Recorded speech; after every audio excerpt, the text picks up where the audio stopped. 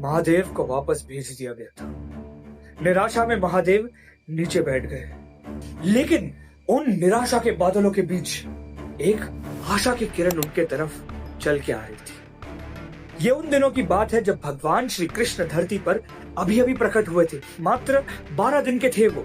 And भगवान श्री कृष्ण के बाल गोपाल रूप में दर्शन करने की बड़ी इच्छा थी महादेव की, इसलिए वो कैलाश से वृंदावन आ गए और अपना भेष बदलकर यशोदा मैया के घर पर पहुंच गए। यशोदा मैया बाहर आई, उनका सम्मान किया, उन्हें अनाज देने गई, लेकिन उन ऋषि ने साफ मना कर दिया और कहा, मैं यहाँ अनाज लेने नहीं आया हूँ, मैं आपके लाला के दर्शन के लिए आया हूँ। यशोदा मैया ने साफ मना कर दिया, ये कहते हुए कि लाला आपको देख के डर जाएगा, और यशोदा मैया अंदर चली गई।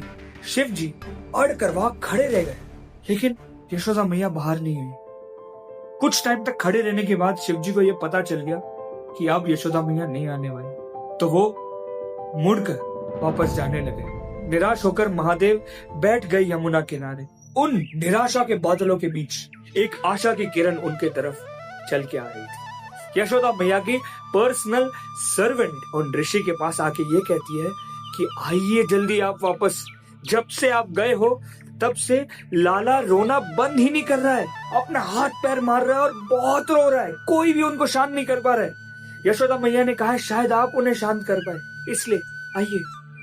शिव जी ने जब ये सुना, महादेव खड़े होकर भागने लगे वहां से, यशोदा मैया के घर की तरफ भाग कर गए।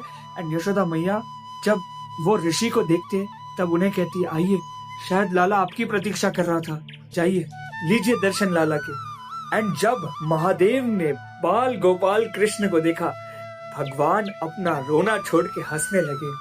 महादेव ने उन्हें अपने हाथ में उठाया, एंड हाथ में उठाते ही दोनों ने प्रेम के अश्रु बहाए एंड एक दूसरे को हंस के देखने लगे।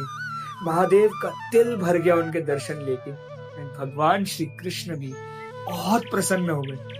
ये बताता है अगर हमें सक्सेसफुल होना है ना लाइफ में, जैसे महादेव अड़कर शायद निराश होकर चले गए हो, लेकिन अड़कर वो डटे रहे, एंड यही कारण है उन्हें भगवान के दर्शन मिल गए एंड उन्हें सक्सेस मिल गया। So let's grow together.